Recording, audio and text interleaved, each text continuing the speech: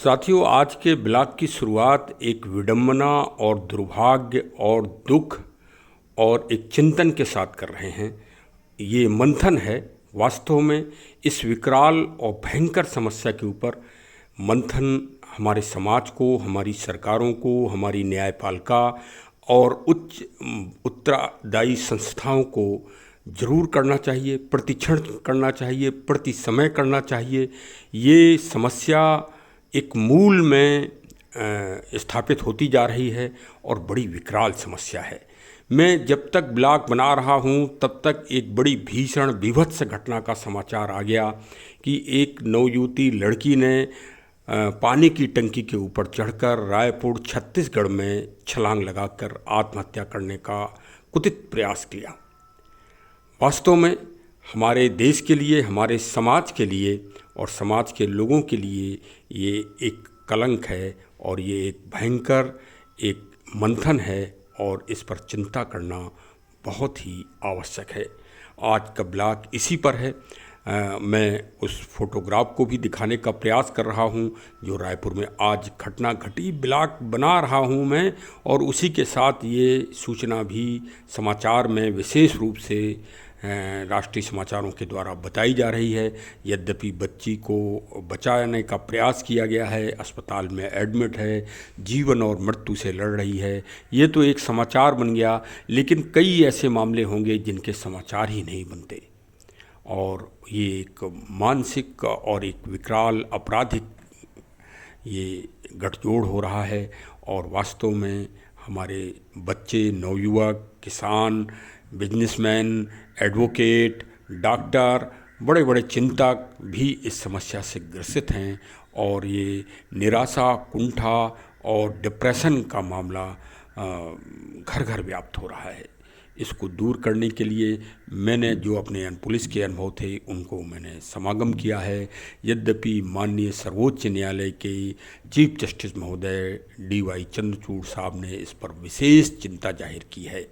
आइए आज इसको पर चर्चा को सुनते हैं और इसके समाधान में सभी लोग प्रयास करते हैं।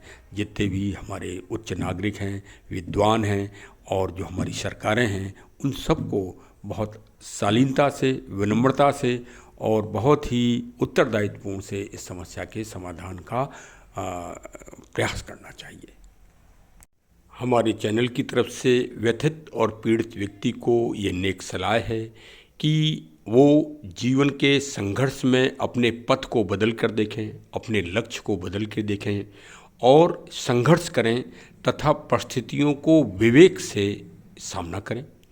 क्योंकि आध्यात्मिक रूप से शरीर का समाप्त तो आप कर सकते हैं, वो भी एक आपराधिक रूप से कर सकते हैं, लेकिन आत्मा तो अजर अमर है और आत्मा को शांति आपके इस कृत्य से कदापि प्राप्त नहीं हुई तथा ऐसा शास्त्र भी कहते हैं। तथा आप अपने पीछे वो चिंतन, वो दर्द, वो दुख, वो परेशानियां जिनके कारण आप ऐसा कर रहे हैं, उनके लिए आप छोड़ के ही जाएंगे। उनका कोई समाधान वो आप ही के द्वारा हो सकता था और आप ही के द्वारा एक आशा की किरण थी। तो आशा की किरण को कभी समाप्त जीवन में न होने दीजिए। एक एक प्राणी आपने देखा होगा कि दुर्गम पहाड़ों पे जाके अपने जीवन यापन का प्रयास करते हैं, दिन दिन भर, कई कई दिन भूखे रहते हैं, लेकिन वो कभी संघर्ष से हारते तो नहीं। आदमी के सामने समस्याएं तो एक से एक विकराल आती हैं, एक से एक जटिल आती हैं, लेकिन कहीं ना कहीं कोई भी समस्या दुनिया में आज तक ऐसी हुई जिसका समाधान न निकला हो। हर समस्या का समाधान, बिगड़ समाधान के आज तक दुनिया में कोई भी कार्य, कोई भी समस्या शेष नहीं रह जाती। हर चीज़ की समस्या का समाधान है। तो चलिए आप ब्लॉग को अवश्य सुनिए सभी लोग और इसमें एक विशेष चिंतन करके और इस पर, इस गंभीर समस्या पर कोई ना कोई प्रयास, सार्थक प्रयास अवश्य ही होना चाहिए। साथियों नमस्कार। साथियों, आज के ब्लॉग को बहुत ही ध्यान से सुनिए और भारत की सबसे गंभीर समस्या, भारत क्या विश्व स्तर की ये गंभीर समस्या है और ये मूल से जुड़ी हुई है। इसको समझना बहुत आवश्यक है। देखिए, आज भारत की सर्वोच्च संस्था माननीय सर्वोच्च न्यायालय के मुख्य न्यायाधीश महोदय श्री चंद्रचूड़ साहब ने भी इस पर बड़ी गंभीरता से इसका गहन चिंतन किया है और देश की सरकार और देशवासियों से उन्होंने एक विशेष तरह से अपील की है, विशेषकर शिक्षण संस्थाओं से, जो बड़ी शिक्षण संस्थाएं हैं, और उनसे आज उन्होंने अपील भी की है बड़े निवेदन और विनम्रता के साथ।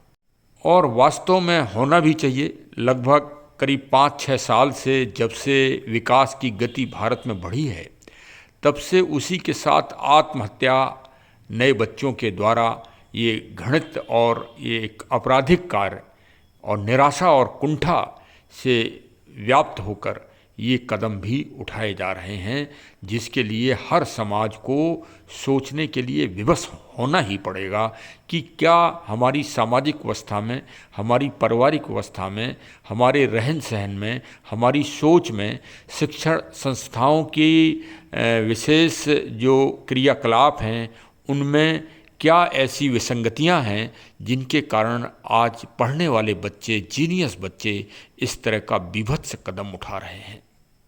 देखिए, अभी तक भारत के परिदृश्य में किसानों की जो आर्थिक स्थिति के कारण किसानों के द्वारा इस तरह के निराशामयी कदम उठाए जाते थे, उस पर भी कोई अभी तक विशेष कार्य नहीं हुआ है और वो भी अभी तक यथावत जारी ही है। कहीं महाराष्ट्र में, कहीं अन्य प्रांतों में इस तरह के किसान भाई लोग निराशा में और आर्थिक परेशानियों से जूझ के सामूहिक परिवार के साथ इस तरह का बीभत्स कदम उठा ही रहे हैं। तो इसका सबका विश्लेषण तो एक ही तरह से है कि जो किसान के सामने समस्या, वही एक तरह से जो बच्चे पढ़ने वाले हैं उनके सामने भी मानसिक स्तर और मानसिकता वही है। निराशा, कुंठा, आत्मग्लानि और विवादों से, समस्याओं से जूझने की शक्ति का अभाव। सबसे बड़ी बात कि वो आज संघर्ष नहीं कर पा रहे हैं, उनको जीतना नहीं सीख पाए वो, कि एक समस्या से कैसे जीता जाए। उसी समस्याओं से वो विचलित हो जाते हैं और विचलित हो जाने के बाद इतना बड़ा कदम उठा लेते हैं। अब विजेता और जीतना कहाँ से सीखेगा आदमी, किस परिवार से सीखेगा और पहले कैसे सीखता था? क्योंकि पहले इस तरह के यदा कदा कहीं कदाप मामले मिल जाते थे। मैंने तो पुलिस में काफ़ी अच्छा समय निकाला है, मैंने अनुभव किया है। मैंने कई बच्चों के पोस्टमार्टम और पंचायतनामा भरे हैं। मैंने उनके पारिवारिक लोगों से भी बातचीत की है। कई किसानों से भी इस तरह का वास्ता मुझे सर्विस के दौरान देखने को मिला, दुर्भाग्य से। और एक अच्छा खासा मैंने इस पे अनुभव किया और मैंने समय समय पे इस पे एक विश्लेषण करने का भी प्रयास किया। आज बड़ी हिम्मत करके मैं इस ब्लॉग को तैयार कर रहा हूँ, क्योंकि अब जब भारत की सर्वोच्च न्यायालय, भारत के मुख्य न्यायाधीश महोदय इससे चिंतित हैं, तो अब इससे बड़ा और कौन संस्था या कौन बड़ा अधिकारी या कौन बड़ी संस्था ऐसे हो सकती है। ये तो एकदम सुपर वो हो गया ना। अब तो इस पे वास्तव में हर समाज को, जन जन को सोचना ही चाहिए।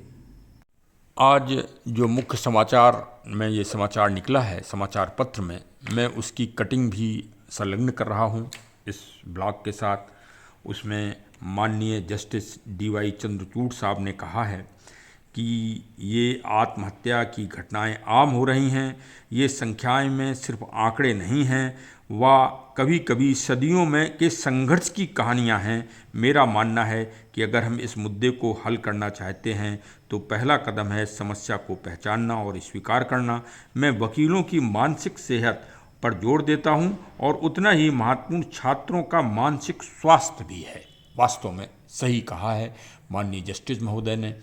और इस विभत्स समस्या से ग्रसित 2 उदाहरण सामने रखे गए हैं। एक तो गुजरात के छात्र हैं, प्रथम वर्ष के दर्शन सोलंकी बेटे थे और इन्होंने 12 फरवरी को, ये IIT बॉम्बे के छात्र थे और उन्होंने इस तरह का कदम उठाया। और दूसरे हैं राजस्थान कोटा कोटा जो बच्चों की एकदम नर्सरी हो गई है और सभी जीनियस बच्चे वहाँ जाते हैं पढ़ने के लिए। वहाँ पर उत्तर प्रदेश के निवासी, बदायूं के निवासी अभिषेक यादव, 17 वर्ष उम्र थी इनकी, और इन्होंने भी बीते शुक्रवार को ये बीभत्स कदम उठा लिया। पेपर में एक और इसमें जो इसके कारणों में जो विशेष ध्यान दिया गया है, उसमें एक कारण और रखा गया है कि जाति आधारित भेदभाव। तो इस पर भी माननीय जस्टिस महोदय ने अपना विचार दिया है कि रूढ़वादियों को समान बनाने जैसे बुनियादी चीज़ें हर संस्थान में बंद करनी चाहिए, वास्तव में बंद होनी चाहिए। सबसे पहले तो सरकारों को ही करना चाहिए इस पे जो विशेषकर एक तरह से रिजर्वेशन और इस सब में जो बांट दिया है समाज को, तो इस पे वास्तव में विचार होना चाहिए, एक समान व्यवस्था होना चाहिए भाई। तो तभी तो जाति भेदभाव खत्म होगा, क्योंकि जब फार्म भरते हैं तभी इसकी शुरुआत हो जाती है कि कौन किस जाति का है भारत में। तो ये तो बहुत अच्छा विषय है, इस पर तो बिल्कुल समाप्ति कर देना चाहिए। ना कोई सवर्ण रहे ना कोई असवर्ण रहे, सब एक उसके रहें, और ये सारे रिजर्वेशन और इस पर समाप्त करना पड़ेगा। और नहीं तो भाई जब इतनी बड़े हमारे जस्टिस साहब कह रहे हैं तो ये वास्तव में एक मूल समस्या समाज में आ रही है, और विशेषकर शिक्षण संस्थाओं में, तो भाई ये तो समाप्त हो जाना चाहिए। हॉस्टल वगैरह में, छात्रावास वगैरह में, ये तो एक बहुत अच्छी सोच है, इसका तो वास्तव में एक आदर और स्वागत होना चाहिए। क्योंकि सवर्णों के बच्चों में भी बहुत डिप्रेशन आ रहा है कि वो 30% और 40% वाले बच्चों को नौकरी मिल रही है। भाई देखिए, निष्पक्ष बात करिए और बोलना पड़ेगा किसी न किसी को। गीता यही सिखाती है कि किसी न किसी को निर्णय लेना ही पड़ेगा। तो इस समाज की व्यवस्थाओं को, छात्रों में इस असंतोष को दूर करने के लिए सवर्ण भी असंतुष्ट हैं, और जो हमारे बैकवर्ड भाई साहब हैं वो भी असंतुष्ट हैं, और जो हमारे कर्मयोगी हैं SC ST वाले छात्र वो भी इस बात से पीड़ित हैं। तो भाई इस पीड़ित को सरकार समाप्ति कर देना पूरी तरह से, क्यों समाज में व्याप्त कर रहे हैं। अब या तो आर्थिक दृष्टिकोण से आरक्षण दिया जाए देश में, कब भाई कौन निर्णय करेगा इसमें? भाई निर्णय तो लेना पड़ेगा ना, और नहीं तो समाज में इसी तरह से असंतुष्ट होगा और नए बच्चे इसके काल कल्वित बनेंगे। इसको उन बच्चे निर्णय नहीं ले सकते, बच्चे तो निर्णय तो उत्तरदायी संस्थाएं, उत्तरदायी सरकार ही लेंगी ना साहब। तो वास्तव में ये तो एक खुशी की बात है, इसको तो हम सारे समाज को हर्षोल्लास के साथ स्वीकार करना चाहिए। अब जैसे चर्चा चली और जिसमें जाति ऐसा महत्वपूर्ण तत्व जोड़ा ही गया, तो ये बच्चों में ही नहीं है इसमें निराशा और कुंठा।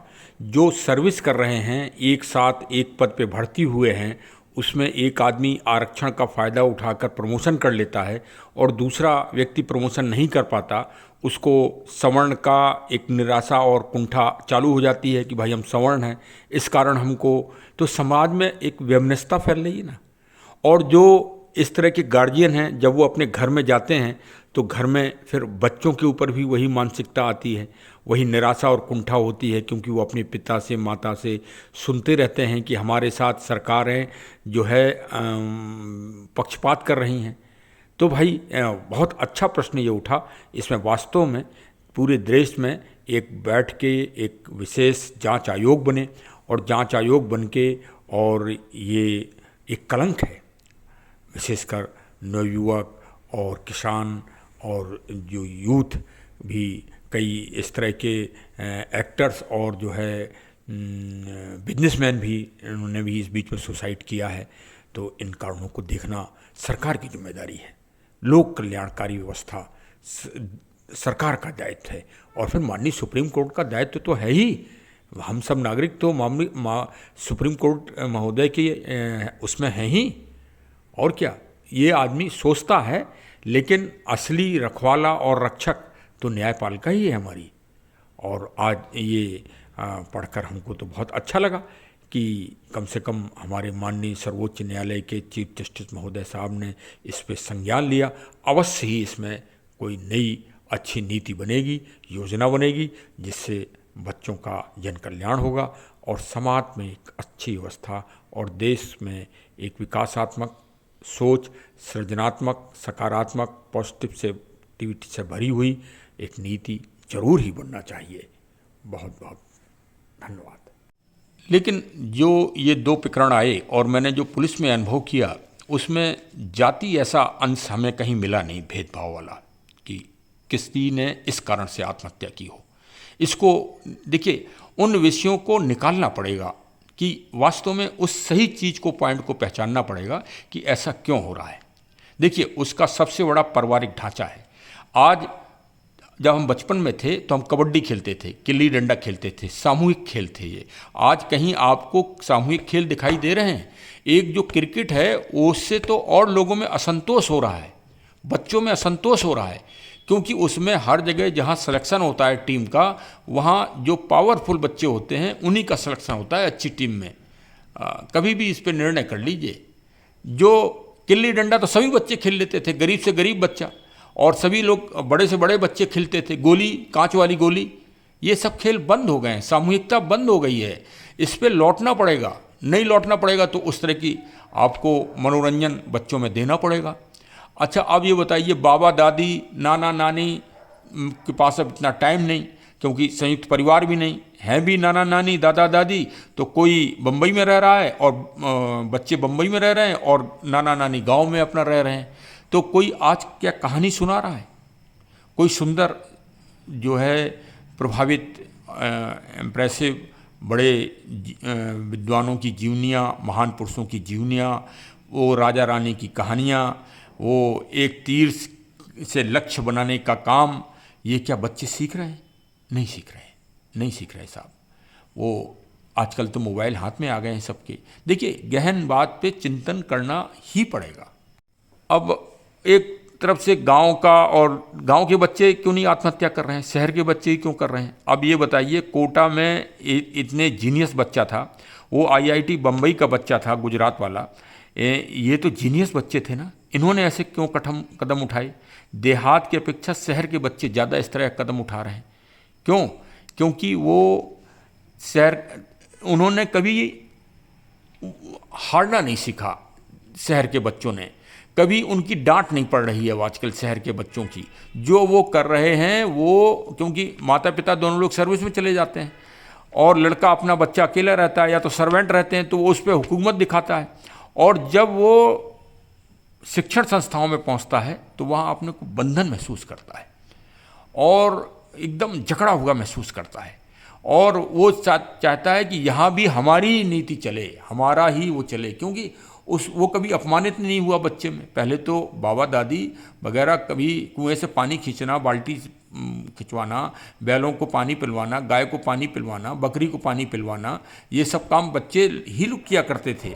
पूजा के सामान को धोना और साफ करना, झांकी सजाना, भगवान की सुंदर जन्माष्टमी पे, रामनवमी पे जो है श्रृंगार करना, ये सब बच्चों के काम थे। आज प्रायः बंद हो गए हैं साहब। यही कारण है कि बच्चों में असंतोष व्याप्त होता जा रहा है।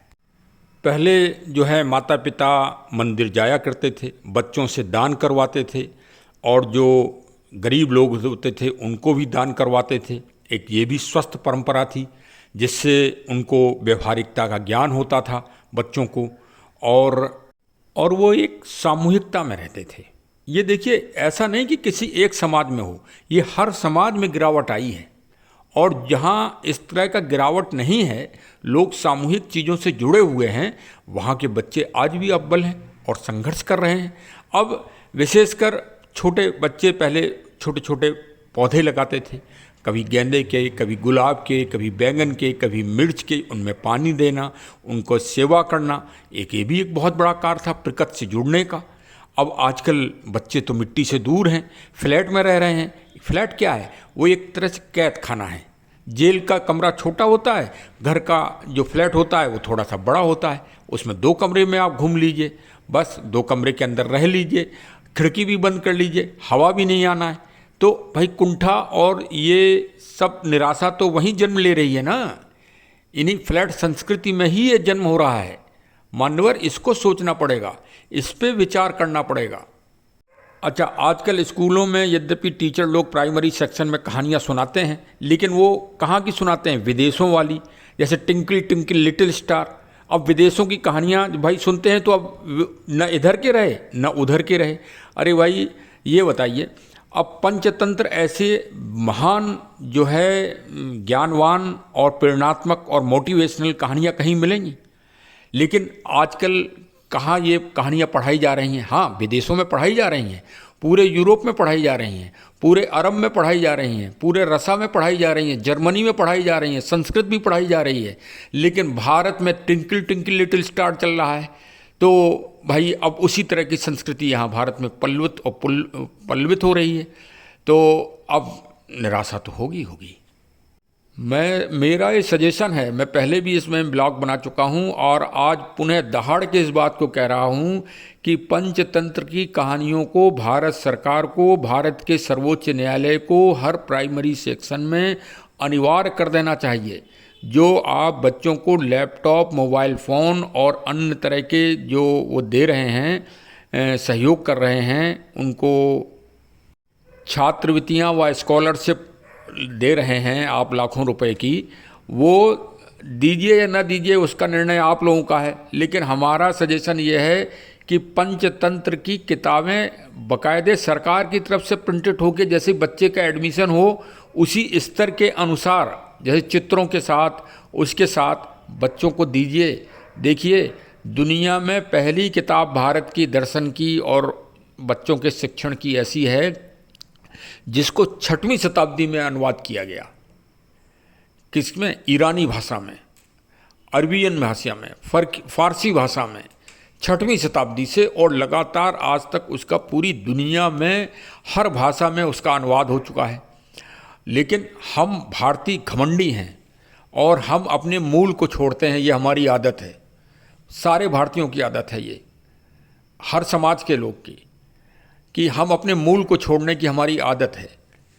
अब इस पे फिर ब्लॉग बड़ा हो जाएगा, लेकिन मैं यही कहूँगा कि बच्चों को पंचतंत्र के मूल भाव से जोड़िए और वो मानसिक, जिससे बच्चों का डेवलपमेंट हो, साइकोलॉजिकल डेवलपमेंट होना ज़रूरी है बच्चों को, क्योंकि उसमें हारना भी सिखाया गया है पंचतंत्र की कहानियों में, और जीता कैसे जाए ये भी सिखाया गया है। वो बच्चों के लिए ही बनी है, वो बच्चों की मानसिकता को मजबूत करने के लिए बनी है। और विशेषकर भाई हरे भरे पेड़ पौधों से उनको जोड़ा जाए, प्रकृति पर्यावरण की एनवायरनमेंट वाली चीज़ों से उनको जोड़ा जाए, जिसमें सुंदर फूल जब देखें, सुंदर फूल से रचना, बड़ी रचना पूरी दुनिया में कोई नहीं है। पूरी दुनिया में सृजनात्मक और पॉजिटिविटी जितने अच्छे पेड़ पौधों से मिलती है, इतनी दुनिया में किसी चीज़ से नहीं मिलती।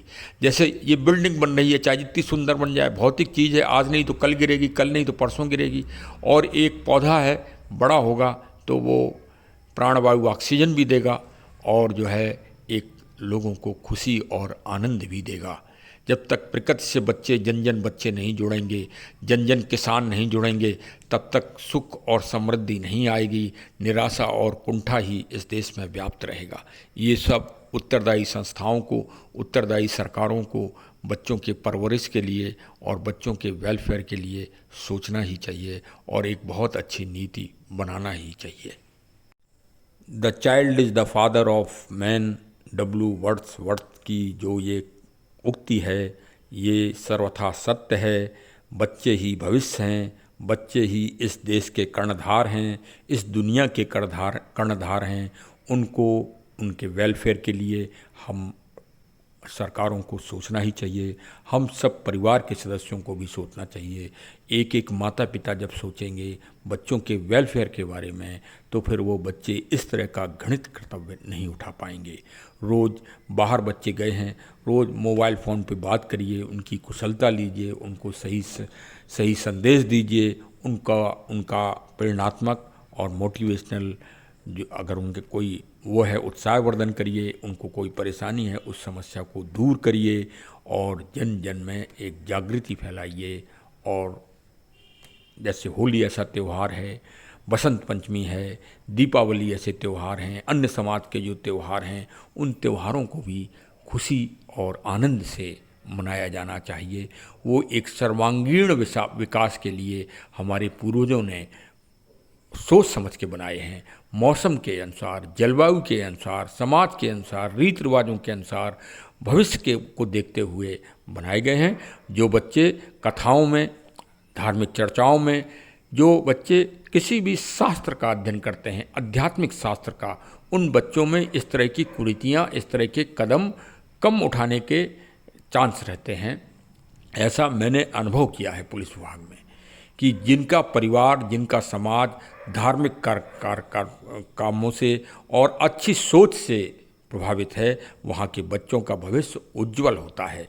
तो भाई श्री रामचरितमानस पढ़ाएं, श्री गीता जी का अध्ययन कराएं, पंचतंत्र का अध्ययन कराएं, और या अन्य समाज के लोग हैं जहाँ भी अच्छे शास्त्र हैं, गुरुवाणी है, जैन साहित्य है, बौद्ध साहित्य है, इस्लाम जी का साहित्य है, क्रिश्चियन जी का जो अच्छा साहित्य है, उन सबको पढ़ाया जाए। और फिर सनातन धर्म में तो इस साहित्य की कोई कमी नहीं है। श्री सनातन तो एक से एक कहानियाँ बहुत सुंदर हैं, उनको जन जन में फैलाया जाना चाहिए, जिससे लोगों में मानसिक कुंठा, मानसिक निराशा का उत्सर्जन बचपन से ही ना हो, उनमें हारने की भी भावना आए, उनमें प्रबल शक्ति जीतने की भी हो, उनका व्यक्तित्व का पूर्ण विकास हो, तब ये समस्या का समाधान होगा। चलिए, जिसको जैसा सोच हुई हो, अनुभूति हुई हो, हमारे ब्लॉग को सुन के उस तरह की अपनी प्रतिक्रिया दीजिए। और मेरे पुलिस के अनुभव को काफ़ी कुछ शेयर किया है, क्या मैंने उन परिवारों के उन दारुण कष्टों को देखा है, अनुभव किया है। इस आधार पर मैंने ये एक ब्लॉग बनाया है, और जैसा जिसको लगा हो कमेंट के द्वारा हमें अवश्य अपनी प्रतिक्रिया दीजिए। बहुत बहुत धन्यवाद। हमारे चैनल से अवश्य जुड़ें और साथ में साम्यक घटनाओं पर इसी तरह की चर्चा परिचर्चा में भाग लें। बहुत बहुत धन्यवाद। जय हिंद, जय हिंद, जय हिंद।